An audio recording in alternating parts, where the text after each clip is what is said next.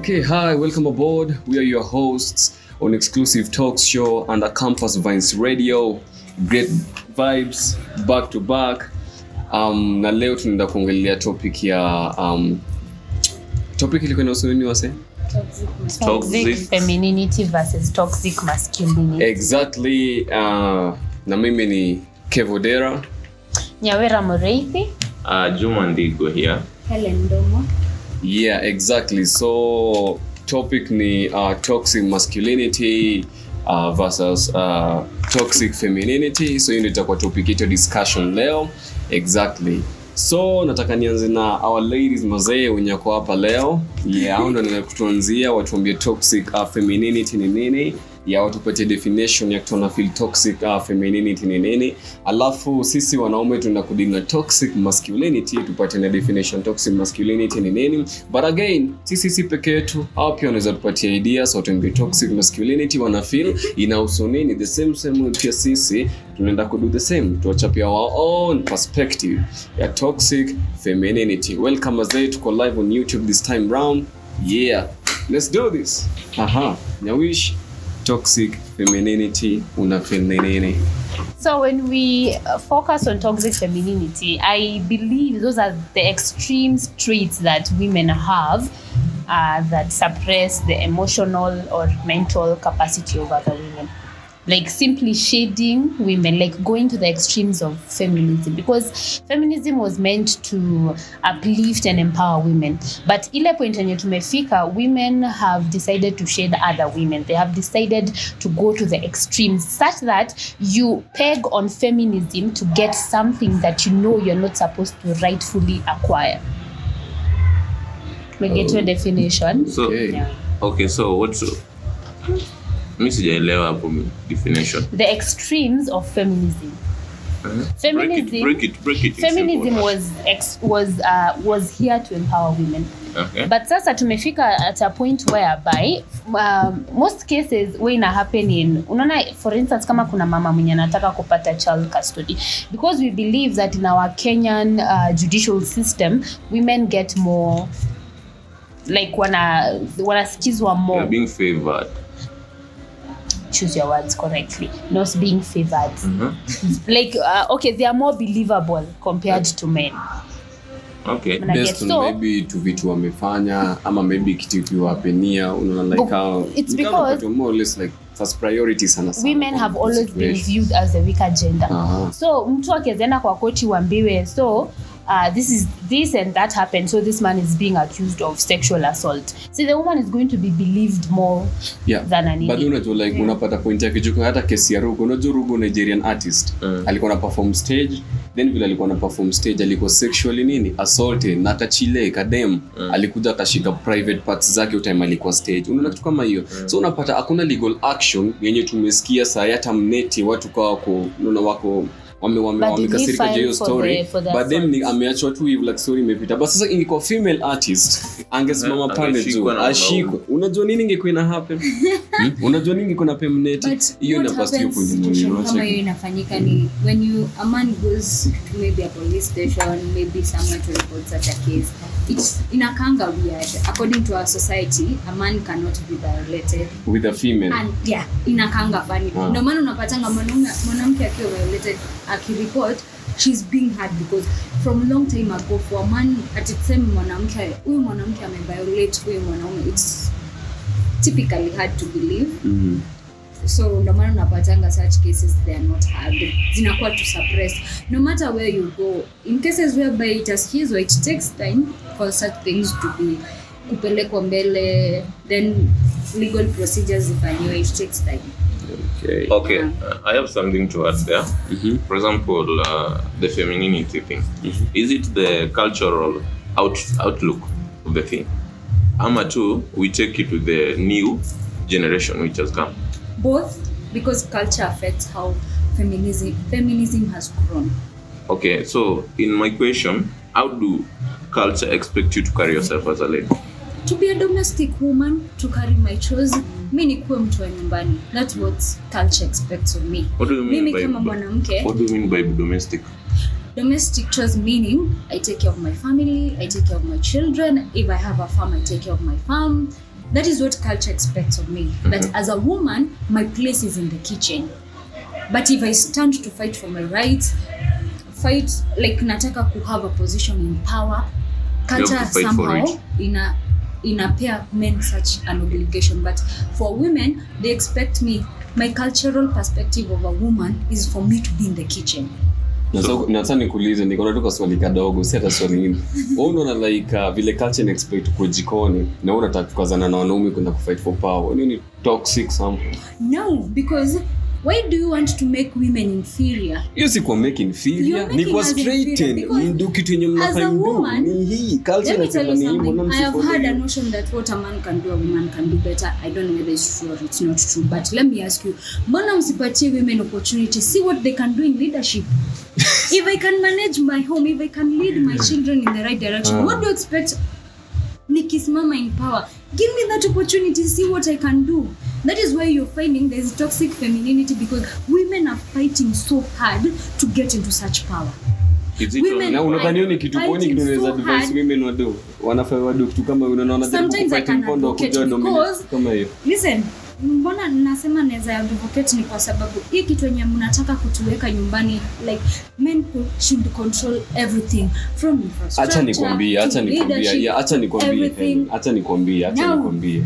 Unajua mbona ukiangalia responsibilities zako kama dem ama mwanamke na responsibilities zangu, hiyo tukianzia tu like from the Garden of Eden, but zilikuwa vitu different complete. Una checking na despite the fact that maybe tuko in the 21st century, mzee kitu moja unafaelewa, men are still men, women are still women, but kitu naangalia hapa ni the era tu peke yake ndio imechange. Una checking ndio maana mimi sionangi like vile mnajaribu, maybe mnasema like imefika time yenye wanawake sasa tunafanya sasa tuanze kufight kwa vitu kama hivi power kwa pale, mimi sijui nataka kufanya nini. But let me ask you a question. Hellena, let me support you. Odera, I feel as if most men are really afraid of strong-minded women. Women are afraid of strong-minded women. The point ni ati unajua the moment mshaanza kukaa kitu ndani yenu, Brayo, hapo ndo unapata wanawake wengi siku hizi wanaanza ku disrespect wanaume. Unacheki because wako na hiyo story sijui strong-minded women afika point hapo ndo unasikianga wanaanza ku advocate for nini independent women, wanaanza ku advocate nini atuitaje wanaume. Alafu the funny thing about everything, atokiangalia most of these powerful women hapa nje wenye unaona hawa si unagundua like most of them are divorcees, hawana hata mabwana kwa familia zao. Kwa nini? Vile unaongea. Why is it bad for someone to be divorced? Kama una feel as if relationship inakuwa a negative trait. The moment energy yako imeanza kwa kama this energy yako imeanza kurime na energy ya mwanaume, hapo sasa unapata like una interfere na vile hii nature inafaa vile wanawake wanapojihanza. Let me ask a question according to okay. No, bro, let me ask a question. So heated, let me ask Odero, you have said that's why you find most women are divorcees. We're in this marriage. My perspectives and your perspectives are totally different. You want to drive me in the kitchen, but me, I want to be that woman. I walk out of that house, walk into that office, do this thing, become that CEO, become that accountant. But why do you want to push me back? Mbona unataka kunipush back? Mbona nataka the gift you were given, I can okay, time out. Nyawira had her own points. So my thinking on this is that toxic masculinity inaletwa na the fact that you're afraid that women are woke. Okay, because Odera, for me and my and the children when you watakuja after me, we were our my mother and my grandmother, they raised us to be strong-minded women. They raised us to be better than what they were their time. Lakini for you men, you do not want to get out of that traditional aspect of being a man. That is why you feel as if there is the need for a woman to sit and be submissive to you. You feel as if when your nature as a wacha tu nimalize point yangu. When we come to talk about abortion, ukisikia a woman doesn't want to have kids, Sain kiwaambia I want to get a liposuction, you guys are still like bado mko ile mentality ya stone age. That's why munaenda na magans kusupport watu kama kina unacheki. You ni shoot your self esteem. You see hata ni mtu tu ana feel like maybe sky vizuri si feel poor. This is the point that I'm trying to liposuction ina come through. Si hata tulikuwa na hiyo point yenye hafai kwenda liposuction ama ku dictate maisha yake. kuishi. But then kuna feel as if we are competing with you guys too much. Okay, point ni tulie kidogo. Today is fire. Mimi nauliza Nyawira, you've spoke. Yes, I have spoken. Yes, I have. What make the femininity? Femininity is not a bad thing, but what make is toxic? Nini ina make inakuwa toxic? Okay. Hapa hivi I think tumeenda kwa gender war. Muenda sasa amwelewani. Wewe ona mpelekane pole pole. Point yenye nilikuwa najaribu kuleta hapa. One person at a time, at least ikue kitu. The reason as to why femininity has become toxic is because women are taking this overboard, because every time they speak out they are listened to. For example, when a woman goes to court and says like, this man accused me, alini abuse physically, maybe kunipiga and everything, but in real case, court case to assume it's a court case for child custody, tumeachana and I want a child custody. Because mi nikienda pale, because these days women are listened to, nikienda pale niende kusema mtu alinipiga na nini na nini na nini, and then I come with some few people who have evidence and everything. So you find that this woman anaenda kupenda blame haiko, at the end of the day kupata yule mtoto. That is becoming toxic because you're using something kitu haikuwa just to get into power and upate yule mtoto. It's okay. This is what I can say about the toxic thing. The way naielewa, something is not bad until it is overrated, overrated, exceeded. So toxic femininity inakuja pale ambapo we know what we are supposed to do, but we are trying to do it to outpower others. Unanielewa? Masculinity si mbaya, lakini tunaifanya zaidi to surprise the others. That's what I'm trying to say. Femininity si mbaya, lakini ladies ama the feminine gender in it wanajaribu ku overdo, ku prove a certain point ambao maybe our elders wetu walikuwa nayo ku prove something wrong. No. Na inakuwa toxic wakati ambapo in society we are creating a roady society. Kila mtu sasa ako haywire. Hakuna kitu inatupeleka njiani. That's what this thing is supposed to be. But hapa hivi atufai kunini atusijui gender hii inaingilia hii na hiyo si toxic. I feel as if toxic femininity is mostly brought about by fellow women. Because Exactly. the moment enye utasimama and call your fellow woman a slut, the moment you're going to say that fellow women are out there selling their private parts, there is a certain she's a blogger anaitwa Mavrika. I don't know if you've heard of her. Yeah, she is an extreme toxic feminist. Some of the things she says about women. Then another thing is faulting women for being sexually abused. Unasikia someone who was sexually abused anasema ni vile alikuwa amevaa, sini alijipeleka huko. Does it come with the femininity? Yeah. Okay, sasa because you will find fellow women are going to fault it. Hata si women peke yake, men. Si tunasemanga my dress my choice. When mbona we as a man usitake part in trying to prevent like your violence to happen. Munanielewa? So what are you trying to arrive at? I'm talking about like the extremes of feminism. We are empowered, yes, but faulting women for being sexually abused, kuwaita sluts, feeling as if a woman who is in marriage unasema wewe ni mjinga, wewe hakuna kitu unajua. Vitu kama hizo. You get? Those are the extremes of feminism because vitu zingine kama getting married, getting divorced, it is a choice. Na venye tu mlikuwa mnasema traditionally it was not something enye tunge embrace, but men, you people do not want to get out of that. Okay, kitu iko point yenye nilikuwa najaribu kudrive at the moment bro kusote history na divorce haikuwa hata watu kwa divorce ama nini, ilikuwa tunapata like example yenye nilikuwa napata, nilikuwa nasema like ukipata most of utu maybe hawa na Kenya na muacha to chase power, vitu kama hizo, unaona vitu kama hiyo wanda go into high ranking na positions and all that and everything, unapata like energy levels zao zina match up na kama za wanaume, unacheki na unapata most of them actually wanakuwa tu nisemaje utu alpha females in short, unacheki alafu unapata like maybe our confined to ile maybe unachiki vile gender ina suggest unafaa kuwe based on vile as our behavior in a feminine man unacheki ndio maana unapata wana go off track in the sense that unapata wa fit in na a certain way yenye wanaume walikuwa na feel wanafai wakuwe unacheki ni mmoja most of these females ambao ni politicians sana pa Kenya hata tusende mbali unapata most of them the moment wameanza kuhit hizo high ranking positions sana kwa parliament nini power pia ni nyingi wana divorce their husbands na unacheki forget hata penye wametoka unaona vitu kama hizo so you know point nilikuwa najaribu kusema siko nasema ni vile tu like vile leo kwa kusema ku chase power no like obviously jakataa you people can just chase power being the only one everything but point ni inafunga point yenye wanawake pia unapata hiyo energy level tu kuanza kumatcha pia wana hapo ndio shida inaanza kutokea unacheki hapo ndio shida inaanza kutokea but pia Odera when you talk about you're very strong minded you're very unasema toxic masculine here there but what I'm saying is unaona hata ile notion enye men wenye wanakwanga nayo that women are supposed to be docile women are supposed to give in to control. Okay, Nyawira. And the other point is, which has also been seen in these states in America, trying to control our decisions.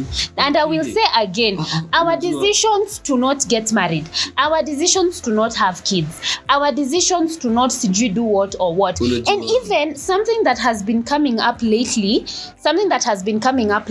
is the fact that mmekuwa mkishame single mothers and single ladies vibaya sana. Mnasema single mothers but hapa tunajaribu kurectify people wenye wako off track. It is to shame. Okay. So time out. We will be right back after the break. Tuendelee topic.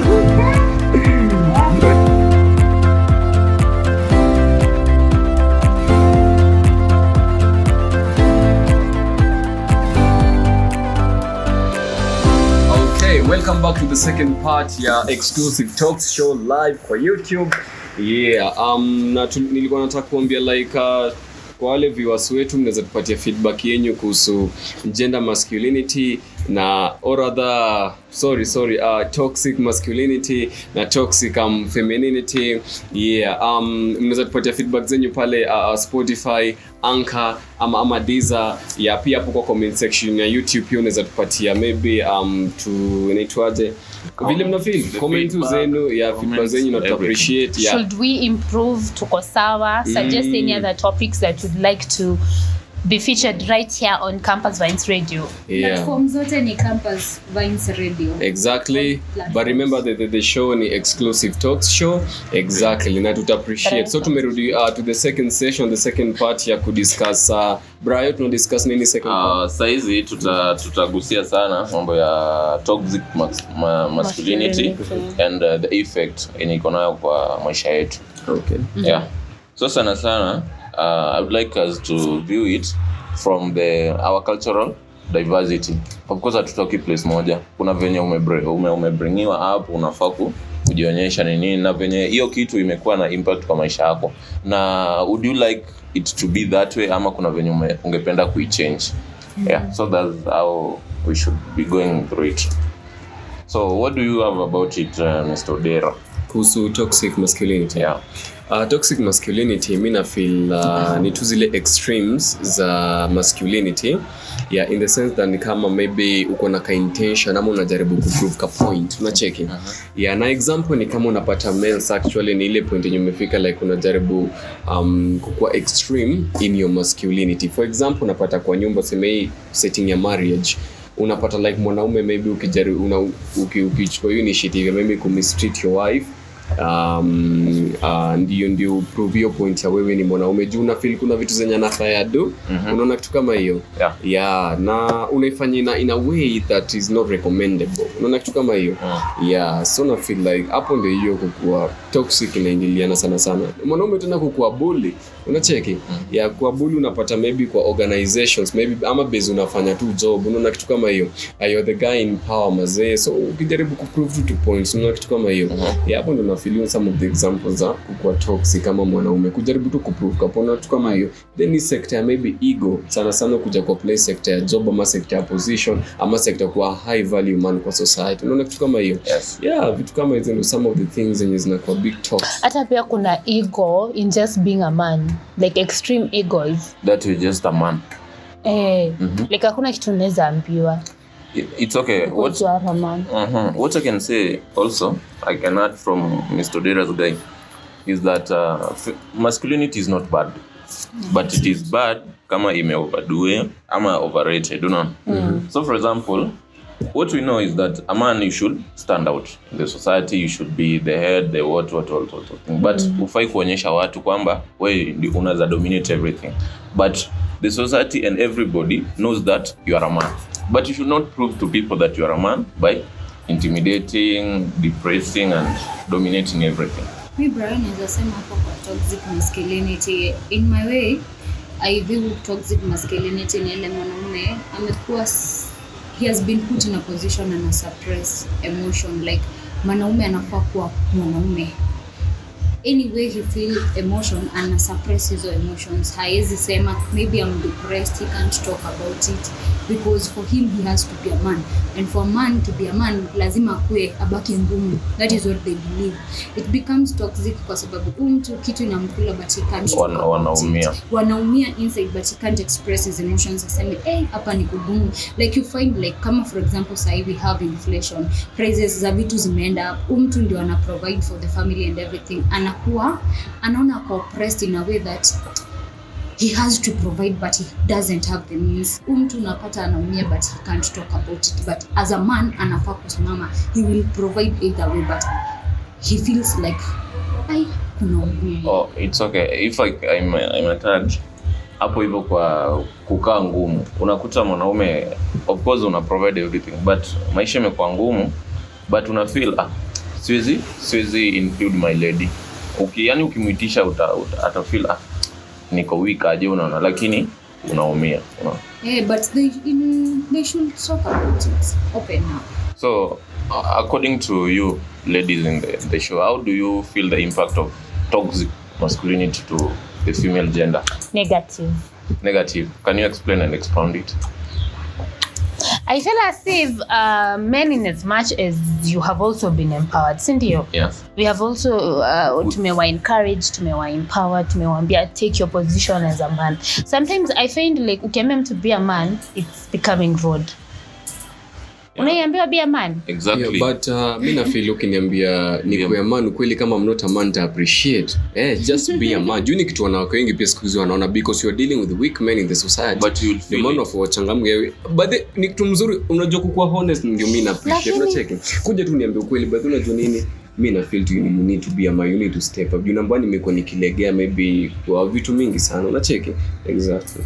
But nini ungependa kuambia mbele ya umati? Nini hiyo? Mbele umati? Ama mbele ya mabeshte wako. So unaona something of that sort. Hata kama you will own it, but ebu niambie sasa uko na manager wako, mnapiga ma story, alafu yani you just say hi to lady. Hi beautiful. Lady anaangalia hivi anakuambia please be a man, mature up. Hapo sasa sioni vile hiyo inaweza apply kiniambia bia ma okay kiaje sasa nimekuja tu chile ndio ule pale niambia bia ma. It's rather unfortunate that tuko na standards ni tumekea men. Of course. So ndio unafika hiyo point tunaambia be a man, you're supposed to compliment someone better. But that differs with characters. Ni different people. Kuna mtu kimwambia by the and the facial expression and some guys just to say kuna venye tu utaniambia be a man in a certain tone na nikuelewe it's okay but just expound. Alafu mimi na feel ina depend pia na nini, ina depend na the context ama the circumstance ama the situation. Unacheki? Yeah, bro, nimekuwa in that position nilichapwa ni be a man because I was behaving in a particular way, but hii time nikakuja nikabehave in a particular way chilaka sempa. Unajua nini? Napenda life unjua hivi una behaving like a man. Sasa nilichukulia vibaya but nili appreciate because nilikora learn. Because at some point pia sisi men mazee tunakonga tu like below our game kitu true. Na ama chileo appreciate. Hapo venye umesema ati you in a group of friends ukasalimia msichana akakwambia be a man and mature. Maybe the expectation of how when you approach is different from what you did. Ndio maana amekwambia be a man. Maybe and expect ungesimama umkute. Ama hata maybe mlikuwa mnapeana dare hapo na ndio ule dem anakaa sijui aje. Hey, depends. Lakini- Unaona sometimes unaona it's too cheeky, it's too like bado unajua nini bado unacheki example tu umepatiana like ni salimetu like Hellena anapita niseme hey mambo huko aje uko poa nini like sasa niambia man okay like najaribu kuangalia like sioni tu yeah man. Yeah. So nini kwa nilikuwa nauliza the impact of it to our female. How do you feel when a man is toxic masculinity? is overrated? Yani uko lakini anassume hauko. How do you feel you Aze? Yani mwanaume uko naye but wewe you are trying to do everything but anakuprove bado game yako iko chini. It's negative. Anakuambia hakuna kitu najua ni nini, wewe even you are not supposed to talk mbele yangu, hakuna kitu nadhani show. The impact ni you make that woman inferior. First of all, you damage her psychologically, emotionally, such that hata mwanamke akitaka kuongelesha, she doesn't have that freedom platform akuja kwambia. Anasikia uoga. Kuna hiyo uoga. You make her inferior. Ndio tulikuwa tunaambiwa we have the muted group in the society. You find that this woman, she's muted in such that she can't say anything, she can't feel anything in such a scenario, because if she feels, she cries, atambua unalia nini. Unakuwa mwanamke. Unalia nini? Unaona Hellena, all this narrows down to simple respect, humanity.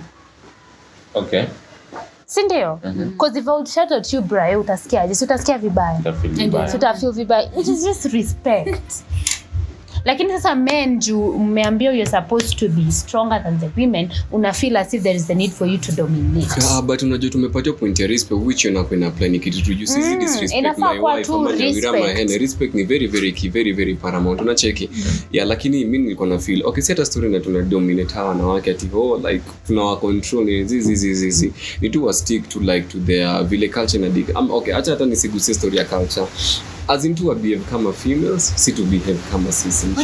Odera, wacha tu nikuulize swali for the 100th time, 1,000, a millionth time. How should a female behave? Okay, me your point yako sielewi. Vile females wanafaa behave in video next time yenye tutaenda kuongelelea stuff. So my fans, Allah. So tuambie behave like a woman. What do you mean? Like society na usipige kelele. Yeah. Zuna acha tuachi tu na hapa. So in a video for another day. Okay. Na topic for this is the thing. It's okay. The toxic masculinity and femininity. This is the example. For example, mwanamke atukatai nilikuwa na kazi, nimepoteza kazi. I'm in the process of kutafuta. Wewe ulikuwa na kazi pia. Wewe kazi hujapoteza, sio? Kwa nyumba umekuwa ukiprovide. But nimekuwa depressed, nimetulia tu kwa nyumba. You know, ile scenario mwanamke anakuambia enda nje utafute kama wanaume wenzako. What do you expect from a man? This is why you are supposed to get a woman who compliments you. Exactly. A woman who understands you. It's okay. Nini wakati nilikuwa na pesa na nilikuwa na kila kitu ilikuwa na flow vizuri. Na si anafaa kuelewa. Yeye analipa chake, ni mimi nalipa chake. Si hata kama hivyo. Ndio maana kama in your home you had already set up your part, you are the woman, I am the man. Unajua, have you ever found those family structures whereby a woman cannot make a decision? Like mzee anakuja ana dictate, tunakula hii leo ni hii, kesho ni hii, tunaenda hivi, tunafanya hivi, simply because maybe yote mlikuwa na job. Sasa hiyo job ikisha mtaanza kukula lakini unajua acha Brian, acha nikuze, unaona hiyo part yenye naambia like kuna niseme like female so behave kama female. Hapo niko najaribu kuingiza pia aspect yenye unachiki vitu kama hizo, like vitu watapika, watoto watafanya nini, hizo ni vitu utashugumia, hata sina issue na hizo. Unacheki mimi bora tunachapa okay, nahitaji this particular amount of money kufanya 1 2 3, okay, mimi ni kazi yangu, I'll do it. Unacheki kani kulipa the bills, watu wana school fees, anataka maybe nguo nini, unacheki kama hizo. Yeah, mimi hizo ni kazi, mimi I'll do it. Na ukipoteza jobo sasa. Unacheki. So nikipoteza maybe jobo, maybe kazi kipotea, hiyo tena nitajua tu vile nita own up, maybe nita fix my own stuff. Unacheki. Unaona, you are not ready kulegeza. So utalegeza at this point niko chini kidogo. Of course, so your woman won't step in. As she can step in, it's okay. Support yako nita appreciate by the in a very big way. Unacheki. Nyawira minute. Brian was saying that ile instant yenye mwanamke anaambia mwanaume he has Go. not the job, toka ende utafute kama wanaume. Sasa hiyo kwanza ni toxic femininity. That is toxic femininity. It leads to extremes of inakuwa mbaya. empowerment. That's my point. So, now umehita. Point ya the reason as to why unapatanga most women maybe wanasema hivyo, you find as instant that this woman anaona maybe mmekaa tu, you're not doing anything. It's not good to say that. It's not good because if you're in this marriage together, you should support each other. And ile tunafaa ku understand, we do not marry each other because of money in such a way that huyu akishindwa huyu mwingine anaweza chukua usukani, si ndio? But you find that it's because of the pressure that you both have. Huyu anaona ni yeye ameacha mzigo yote and she's seeing you're not doing anything. So to her, unexpect ile the notion amezoea this man also provides in the family. So ndo unapata huyu mwanamke anasema hata wewe uko tafuta kawa na mwenzako, which is not good. As a woman, if you're married to this man, you got married, msaidiane, love each other, support You're each other, supposed to complement each other, empower each other. But unajua, I wish ingekuwa in reality, I wish ingekuwa hivyo vile mnaisema hivyo. The women who do that, they take up that. Hiyo ndo reality yenye iko hapa. Ndio maana mkaanza kutugawanisha vienyeji na broiler. Hivyo ndo kuko. I have been in the presence of some people. Luna dema anapita hapo ako like uko like why kienyeji? Kwa nini mnafikiria tumeenda hapo? Sijui mnahofia sisi tumekuwa empowered. It's okay. Na ngoja kidogo, mkienda muempower huyo kienyeji, mnaanza kusema women are trash. Alitoka majuu nikamsomesha, akarudi akasema Sikibe na America. Wakatoka huko kufika hapa hivi hanitaki tena. Mkienda kwa hizo size kina vile Kibe na advice ni tumie turubin. Nani ana support Kibe? That is just a man who's bitter about life. Unajua nini nacheni niwaambie, hata tusingie story ya Kibe, tusingie story ya America. Wait, you guys. Yeah, tumeongelea nini? Our time is up. In short, let me conclude.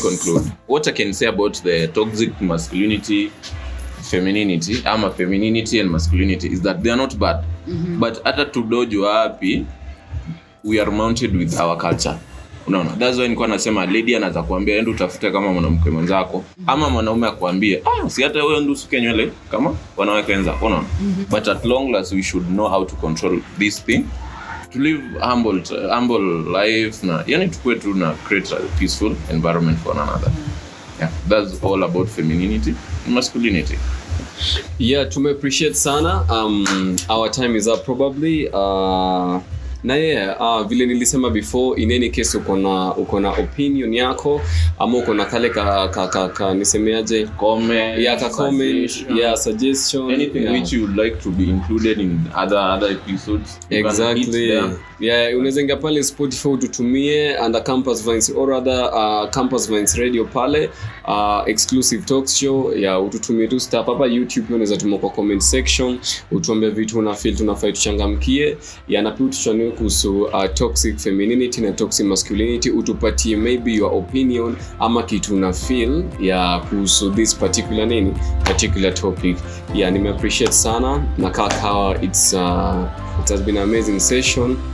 I'm your host Kevin Odera, Hellena, Nyawira Mureite with the big God Joma here. And it's a wrap. Thank you.